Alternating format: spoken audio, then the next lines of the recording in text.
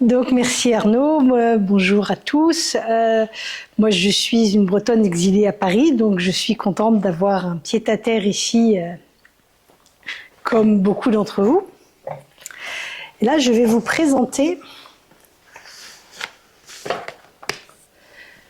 Louise. Louise est la mascotte de mon activité Soul and Bees, où on peut dire son incarnation, on peut photographier, on peut me mentionner partout sur les réseaux sociaux. Libre à vous. Donc pour l'instant, je la pose ici. Donc comme Arnaud vous l'a dit, je suis une femme d'argent, des fusions-acquisitions, de la stratégie, du capital investissement, direction financière internationale, entrepreneur. J'ai vu des millions défiler. J'ai vu ces millions monter, monter, monter. Et je dois vous dire que j'aime beaucoup le pouvoir qui vient avec l'argent. Parce que, soit dit en passant, soyons honnêtes, il ouvre beaucoup, beaucoup de portes. Et après l'avoir vu monter, monter, monter, j'ai vu aussi le revers de la médaille. Redressement, liquidation, faillite, entreprise en détresse. Et là, je me suis posé la question, mais à quoi peut tenir un argent durable? Qu'est-ce qu'on peut faire? Et j'ai observé autour de moi. J'ai vu des entreprises, des Michelin, Yves Rocher, des vieilles dames, ou des plus jeunes comme Blablacar. Ce que j'ai remarqué, c'est qu'ils avaient en eux comme un lien invisible, une force au-delà des profits, qui les faisait tenir ensemble, qui les faisait aller dans la même direction, comme une entité collective. Et pourtant, des entreprises qui ont la croissance comme unique curseur, il en reste encore beaucoup, beaucoup. Toujours plus, toujours plus, toujours plus. Et on le disait tout à l'heure, on l'entend de nouveau encore plus. Et pourtant, on a vu... Ah, je suis désolée. Je vais éteindre le son. Hop.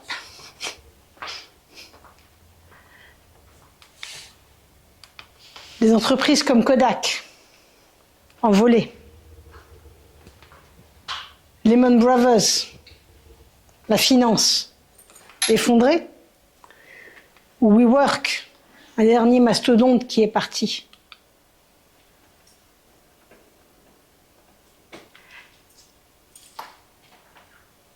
Et là, je vais respirer un grand coup.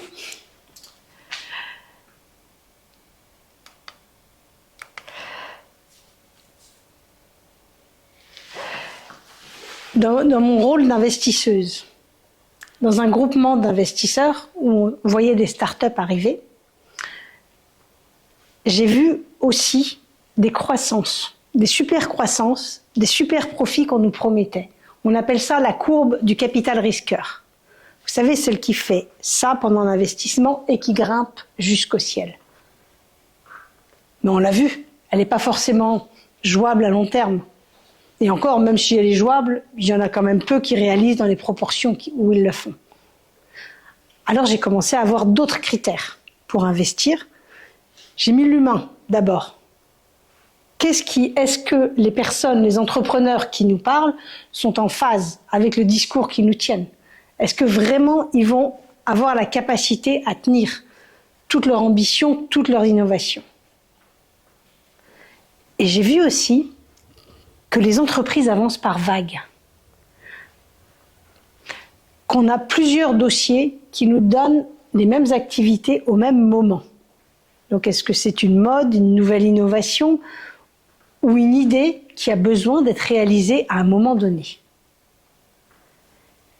Et là, je suis partie vers le monde littéraire.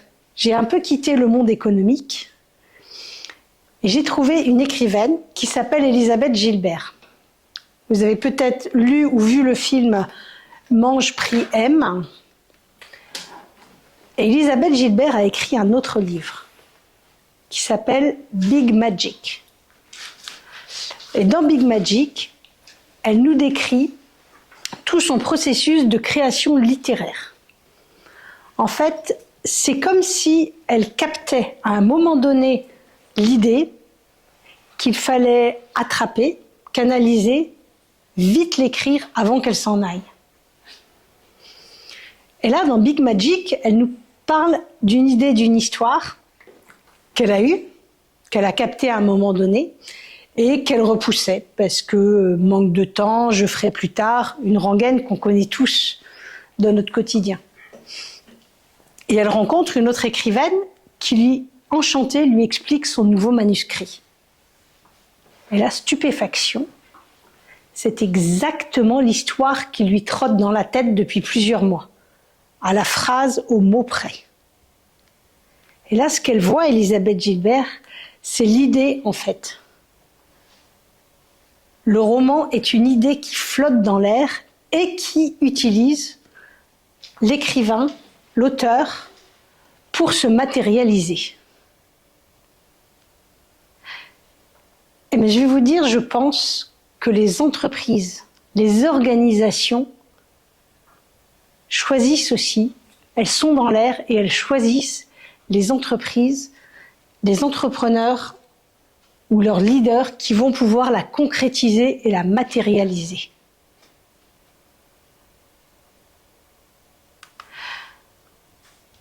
Quand je vous parlais des vagues d'entreprises et de start-up que nous voyons, dans mon réseau d'investisseuses, on avait vu à un moment donné plusieurs dossiers de plateformes technologiques pour assurer le covoiturage, dont une que vous connaissez qui a bien percé, qui s'appelle Blablacar. On avait 4 dossiers qui faisaient la même chose au moment-là. Et la particularité de Blablacar, en tout cas ce qui m'a frappé moi, c'est qu'il y avait un alignement fort entre les fondateurs, les investisseurs de la première heure et les premières équipes. Ils étaient tous réunis autour de rendre la mobilité durable accessible à tous. Maintenant, Blablacar a percé. C'était une des premières licornes françaises. Les licornes, c'est ces animaux étranges qui sont valorisés plus d'1 milliard d'euros ou de dollars, c'est selon. Mais à ce niveau-là, je crois que peu nous importe. Blablacar est maintenant dans 22 pays. Et grâce à rendre la mobilité durable accessible à tous, il s'est plongé dans la culture de chaque pays où il a voulu s'implanter. Toute start-up ou jeune entreprise qu'ils étaient au départ. Donc c'est ça l'essence de leur rayonnement. Et ils vont même encore plus loin.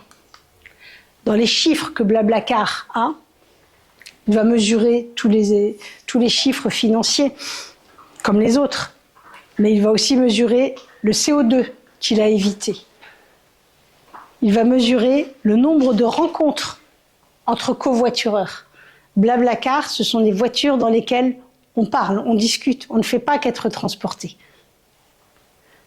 Bon, après, on parle aussi de sous, 513 millions économisés par les conducteurs.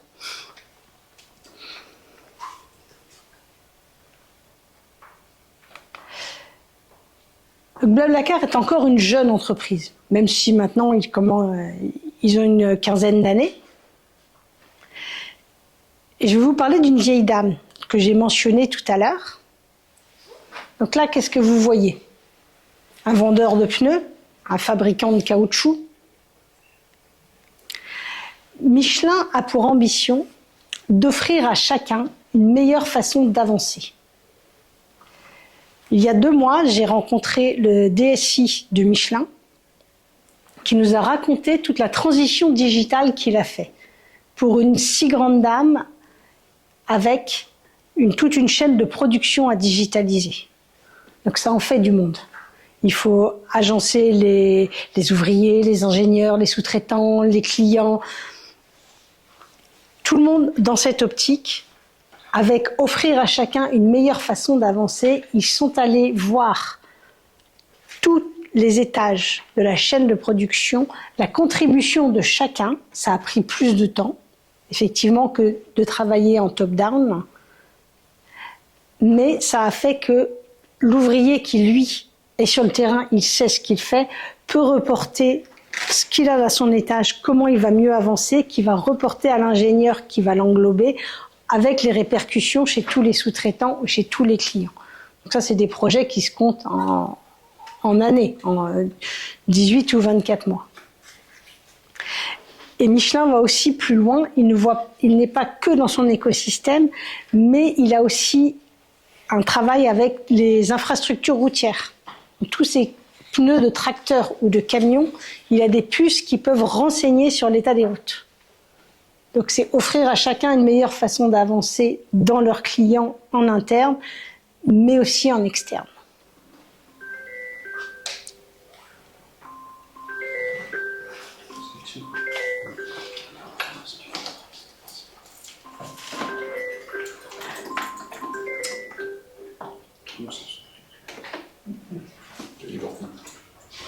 Bon, il est parti, mais je vous en prie. Donc j'ai regardé aussi dans notre paysage breton les entreprises qui pouvaient avoir une raison d'être. Il y en a une qui est très très forte, Crédit Mutuel Arkea, puisque la présidente de Crédit Mutuel Arkea est aussi coprésidente de la communauté des entreprises à mission. Donc là, ce qu'on voit, c'est une finance au service des territoires et de leurs acteurs qui s'inscrit dans la durée et aide chacun à se réaliser. Je ne sais pas s'il y a des clients du Crédit Mutuel Arkea, mais ils ont vraiment un gros ancrage local et au niveau des entreprises, ça se ressent aussi beaucoup. Et une autre qui est aussi une pionnière en la matière, Yves Rocher. Je l'ai mise en anglais parce qu'on la retrouve en anglais sur tout leur site, même sur la version française, qui est de Reconnect People to Nature. Et ils ont 5 piliers sur lesquels ils vont contribuer à reconnecter les gens avec la nature, que ce soit dans les produits ou dans l'éducation, dans les apprentissages qu'ils font, dans les réceptions qu'ils vont avoir chez eux.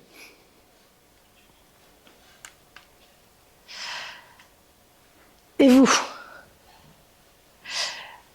Avez-vous déjà pensé, déjà vu votre entreprise, votre organisation, votre rôle, votre projet professionnel comme une entité vivante à part entière, avec laquelle vous pouvez collaborer plutôt que diriger? Avez-vous déjà pensé à sa raison d'être, qui peut être différente, liée à ce que vous faites, mais qui peut être différente? Dans les grosses que nous avons vues, elle va forcément être différente puisque chaque acteur va avoir une contribution à la mission, à la raison d'être. Donc c'est là que je vais vous demander de faire un petit exercice et de plonger chacun dans votre intérieur, de repenser au moment où vous avez eu ce déclic qui vous a fait dire « oui ». C'est là que je veux aller, c'est ça que je veux faire, c'est cette entreprise que je veux rejoindre, que je veux créer, c'est ce rôle qui me fait vibrer, qui me fait avancer. Et j'ai oublié d'amener des feuilles, mais si vous avez des feuilles de papier, un ordinateur ou un téléphone sur mode avion, dans ce cas-là, commencez à noter. Vous pouvez fermer les yeux si c'est plus facile, à noter tous les mots qui vous viennent, même des émotions. Et lorsque vous avez ces mots, ces émotions, peut-être même déjà ces phrases, je vous invite à faire un retour en arrière et à voir sur votre parcours à quel moment ça s'est matérialisé ou concrétisé. À quel moment vous avez senti que vous étiez vraiment en alignement entre ce que vous faites, ce que vous dites et ce que vous ressentez au plus profond. Est-ce qu'il y a eu des moments clés comme ça? Dans ce cas-là, les marquer. Les marquer dans le passé, dans le présent et dans le futur. Si vous vous projetez, par exemple, en 2050, soyons un peu fous.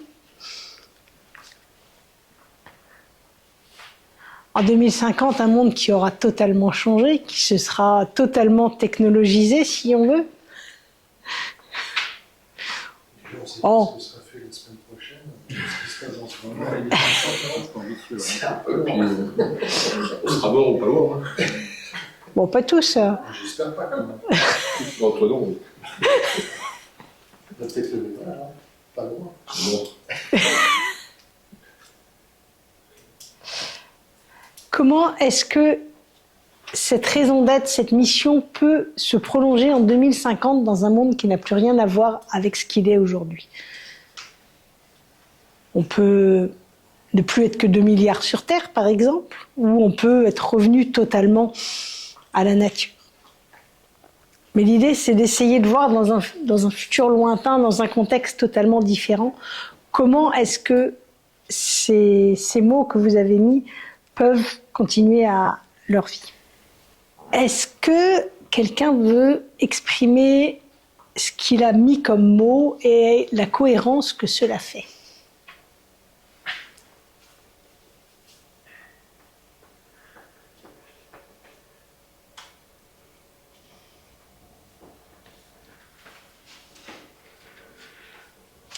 Alors je vais vous dire la mienne. Moi, c'est le sens au cœur des transformations. Comme l'a dit Arnaud, j'interviens beaucoup dans les transformations d'entreprise.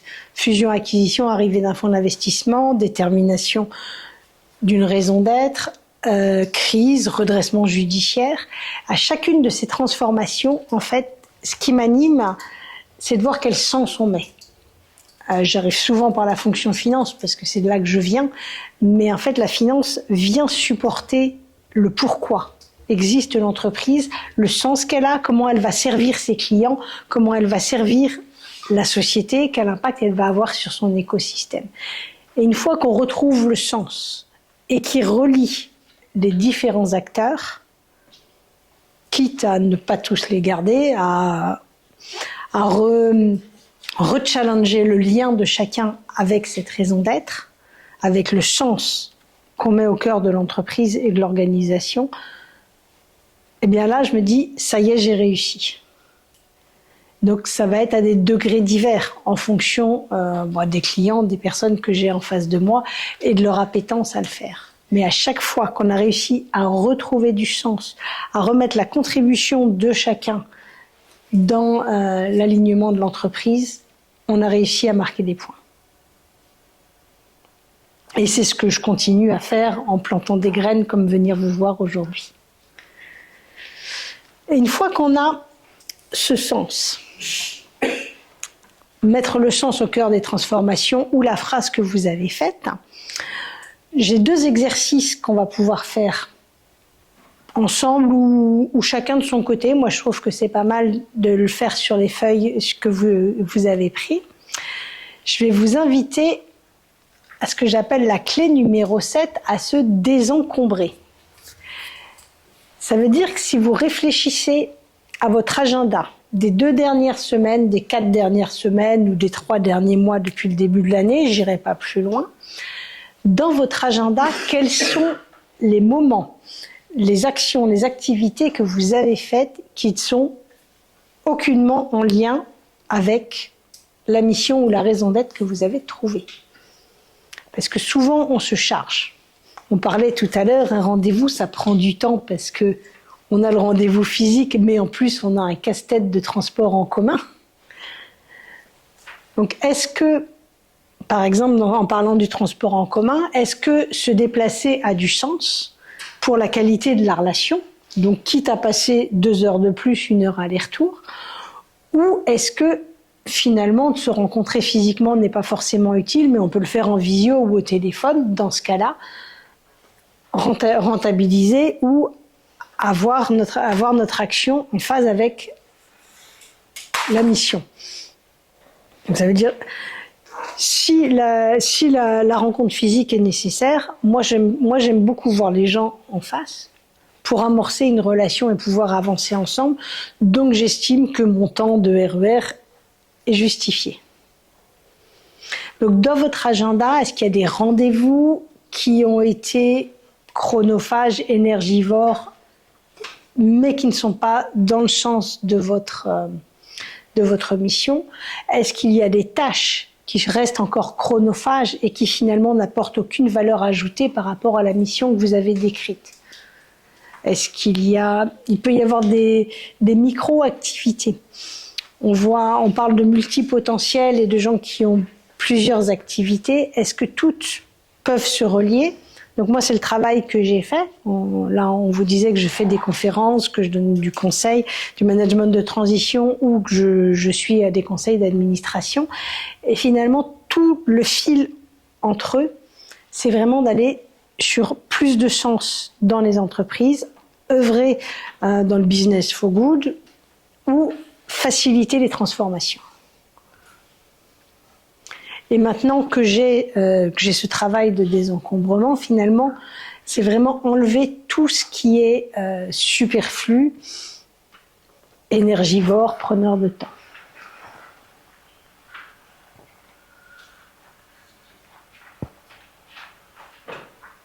Aller à l'essentiel. Aller à l'essentiel, totalement.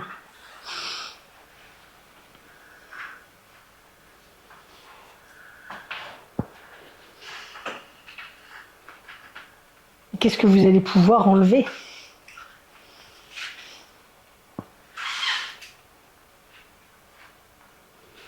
Remplacer par Mais oui. applications d'intelligence artificielle, par exemple. Des applications d'intelligence artificielle. Donc les utiliser, c'est ça? Remplacer les tâches qui étaient réalisées. Oui. Automatiser toutes les tâches sans valeur ajoutée par l'intelligence artificielle. Mais ça, c'est plutôt sur le côté pratique. Maintenant, sur le côté du sens, moi, un exercice que je fais souvent, c'est que je fais partie de plusieurs organisations professionnelles, d'associations professionnelles. Et chaque année, en début d'année, je me dis, est-ce que ça a du sens de rester dans cette organisation ou pas? Est-ce que j'y ai été quelques années? Est-ce que ça m'apporte encore? Est-ce que j'apporte encore? Est-ce que ça apporte à mon entreprise ou pas? Et dans ce cas-là, couper ou savoir dire non aux sollicitations qui finalement vont être chronophages et ne vont pas nous apporter. Ne vont pas aller, c'est pas nous apporter, mais ne vont pas aller dans le sens de la mission. Donc on est encore dans ce sens de l'alignement, comme ce que je vous ai dit tout à l'heure avec Blablacar. On sentait que cet alignement, ce rassemblement fort entre les entrepreneurs, les fondateurs, leurs équipes et les investisseurs du démarrage ont été un véritable moteur pour eux. Et on ne l'avait pas senti chez les autres. Les autres n'existent plus aujourd'hui. Parce que des sollicitations, on en a tous 15 000, des newsletters aussi, ça fait partie des choses que je coupe régulièrement parce que je vois lesquelles je lis, lesquelles sont intéressantes. Souvent, il y en a quand même beaucoup qui sont très intéressantes, mais que je ne vais pas forcément lire parce que je ne vais pas prendre le temps, parce que ce n'est pas essentiel pour moi. Donc, savoir prioriser. LinkedIn. Donc LinkedIn, tu vas dire que tu sais pas qu'il faut savoir le couper? Parfois on tombe sur de l'info intéressante, parfois on tombe sur justement des infos sur le fond, mais aussi des infos sur des gens qu'on connaît. Ouais. Mais on tombe aussi sur beaucoup de déchets qui fait perdre beaucoup de temps. Et donc in fine au total des totaux. Ouais, bah LinkedIn fait partie de l'infobésité qu'on a beaucoup en ce moment. Moi, j'ai fait la même démarche. J'ai passé beaucoup de temps à mettre mon activité de conférencière, en tout cas sur 2024, beaucoup de temps à mettre mon activité en avant pour que les gens me voient en mouvement, en vidéo, associent mon nom à la conférence. Et ce qui fonctionne, mais j'ai réalisé que c'était très, très énergivore. Parce qu'en fait, quand on commence à s'engager à publier tous les jours ou tous les 2 jours, ça prend beaucoup de temps, beaucoup de tension, et pour un résultat qui n'est pas toujours à la hauteur. Donc, ça fait partie du désencombrement, où je poste maintenant beaucoup moins, mais j'essaye d'avoir des posts plus qualitatifs. Est-ce que ça fonctionne avec l'algorithme? Peut-être moins.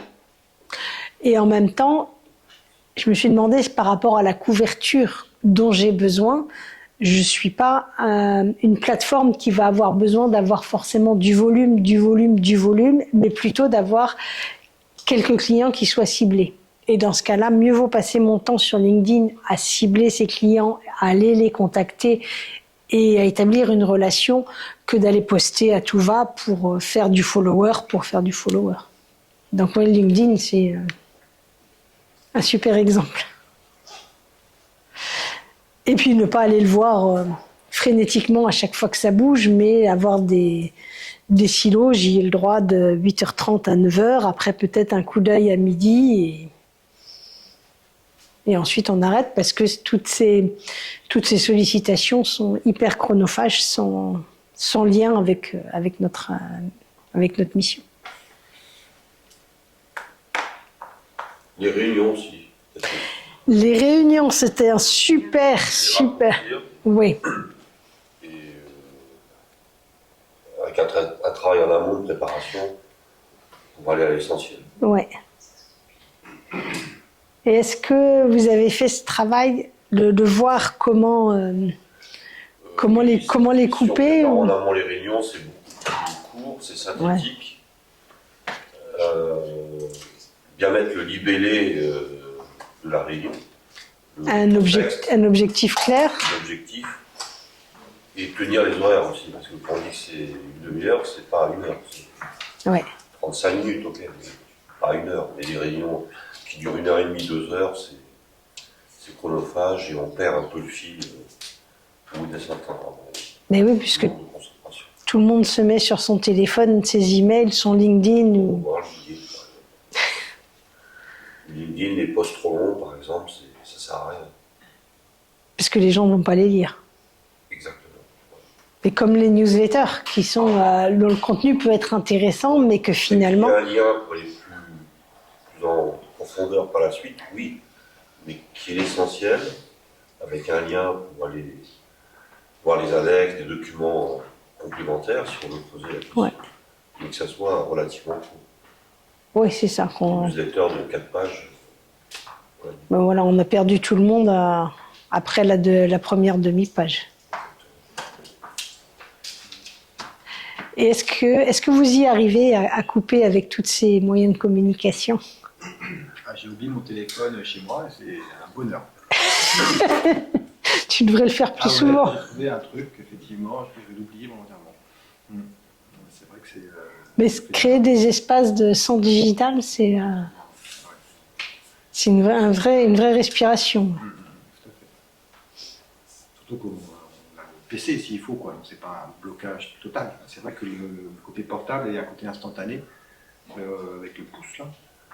Oui, moi j'ai des tendinites à chaque pouce. Donc... Ça repose le pouce.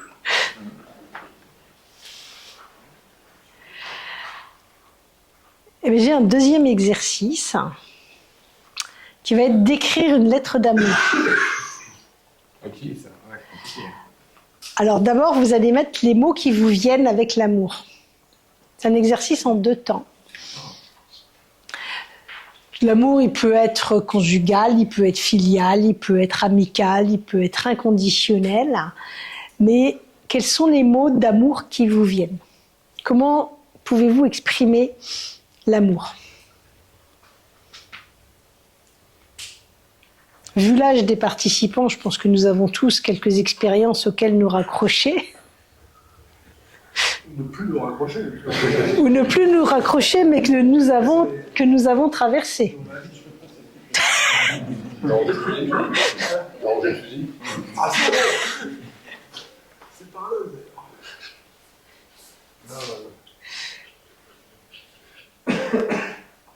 Mettre quelques mots.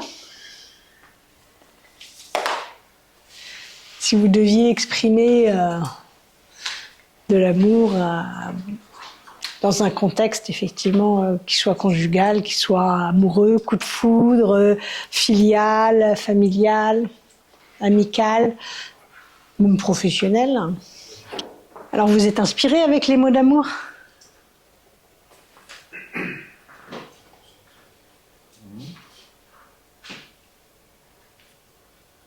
Et une fois que vous avez ces mots, l'idée c'est de pouvoir les appliquer à votre entreprise, à votre organisation. Pourquoi vous l'aimez? Comment est-ce que vous exprimeriez votre engouement, comment votre cœur palpite dans ce que vous faites?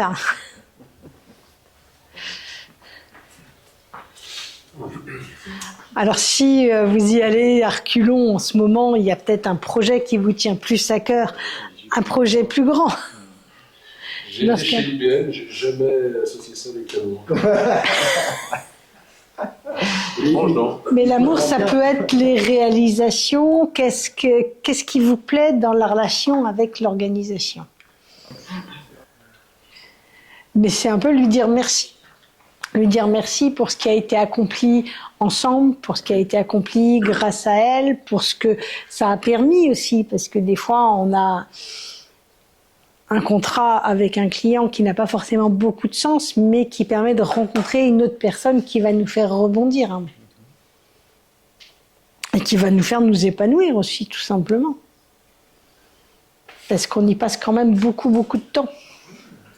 Je pense qu'il faut un projet d'entreprise ou des projets pour rassembler un peu les gens de l'entreprise. Ouais.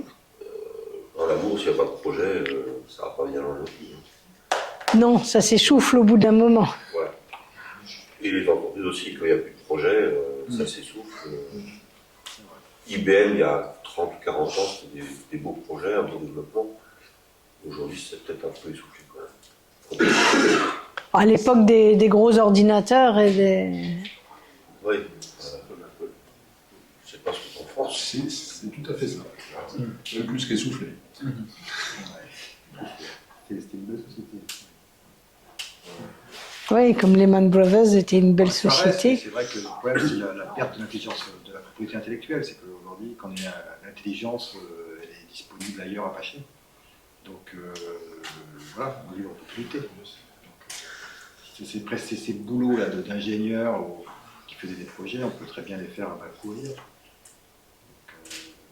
C'est pour ça que ça sèche. Hein. C'est qu'ils font la même chose, mais avec une sous-traitance active. Ouais, donc ça, c'est plutôt les sociétés de services offshore. Non, IBM était la SS2I reine de tous les gros projets informatiques. Ils ont besoin de personne ici maintenant.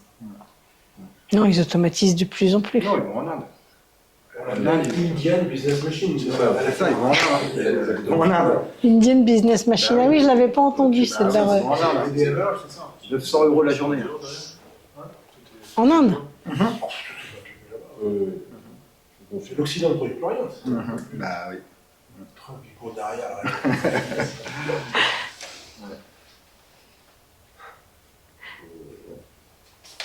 Faut pas être simplement intelligent.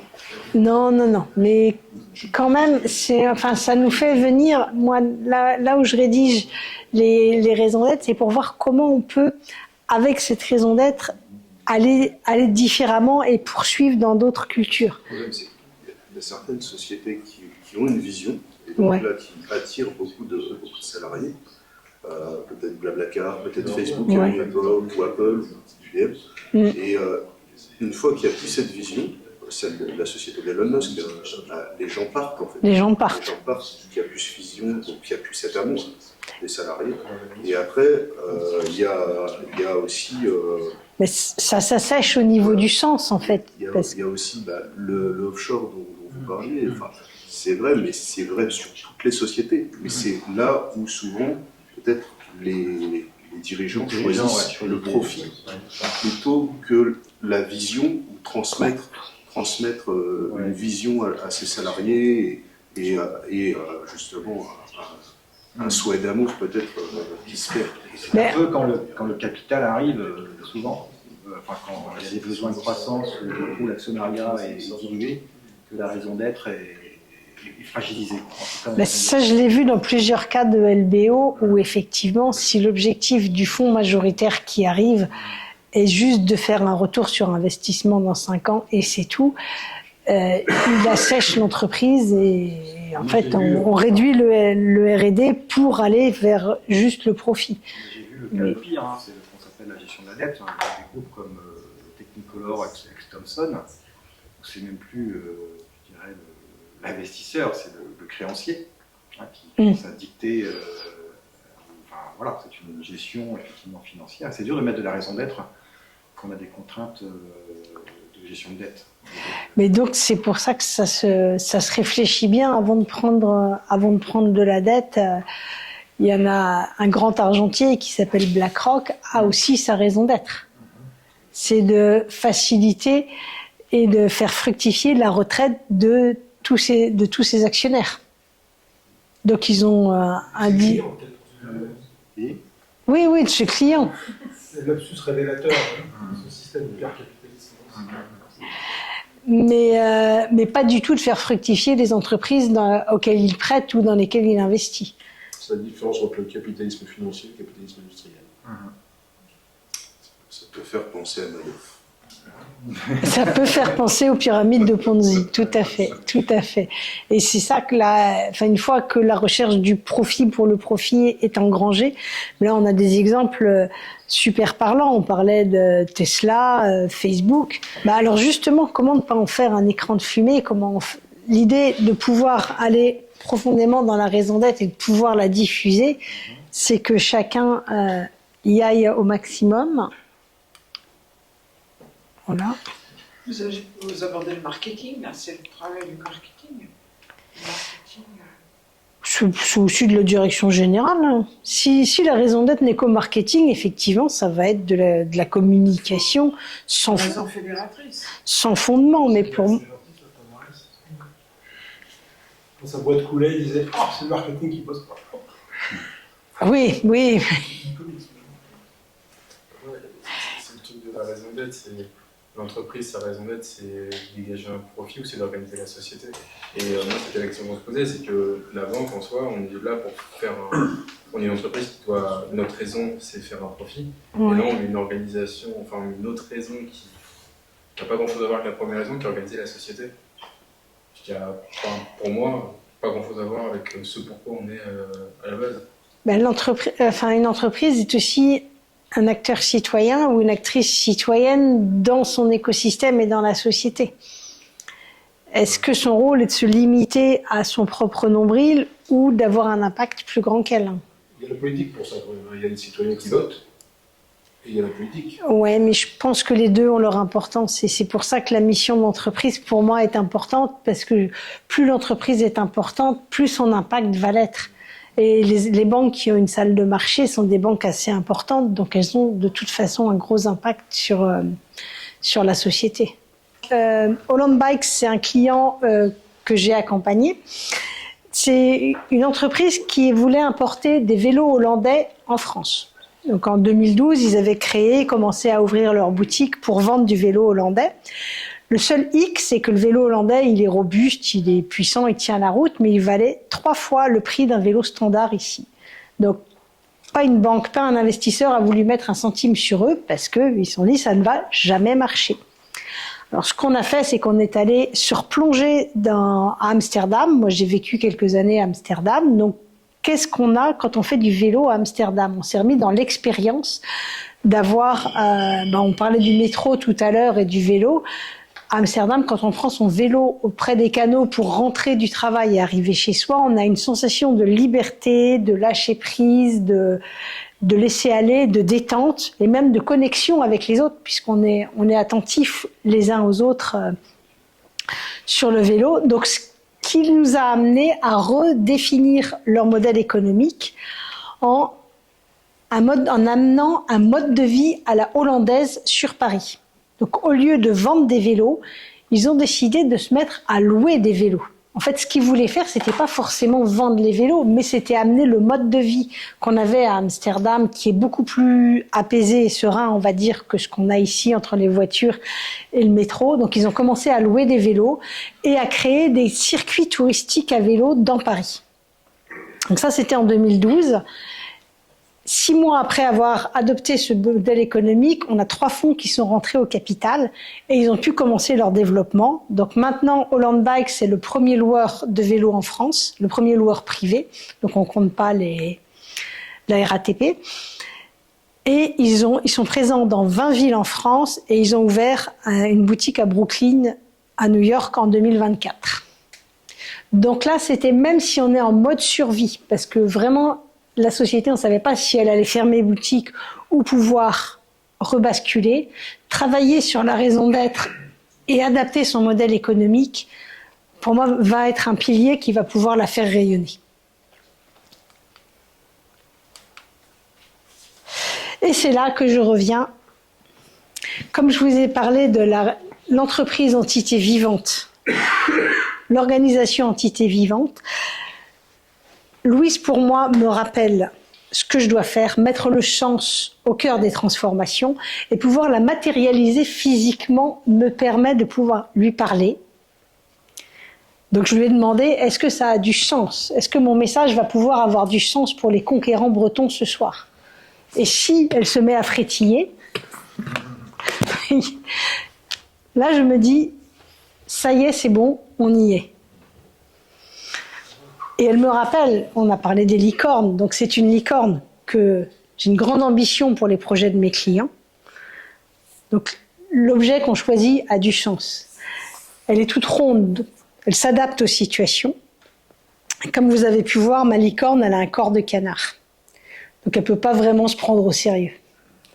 Et là, ça me rappelle que ce n'est pas prêcher la mission que je dois faire, mais bien comprendre l'essence qui vient de l'entreprise, de chez mes clients, pour m'adapter à ce dont ils ont besoin et à leurs ambitions.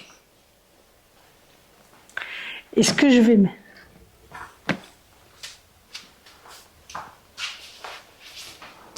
Et ce que je fais aussi, c'est l'amener, lui laisser une table, une chaise dans la salle du conseil d'administration pour qu'elle soit bien présente. Donc là, j'en ai pris une grosse. Pour qu'elle soit bien présente et qu'à chaque prise de décision, on puisse venir questionner la raison d'être et se rappeler pourquoi elle est là.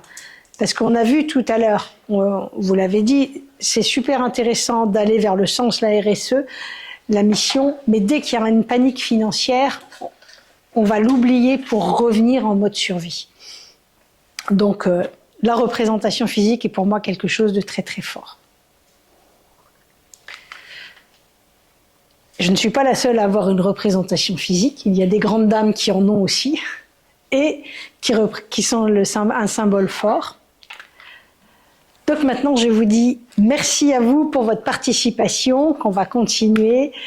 Vous pouvez me donner vos impressions.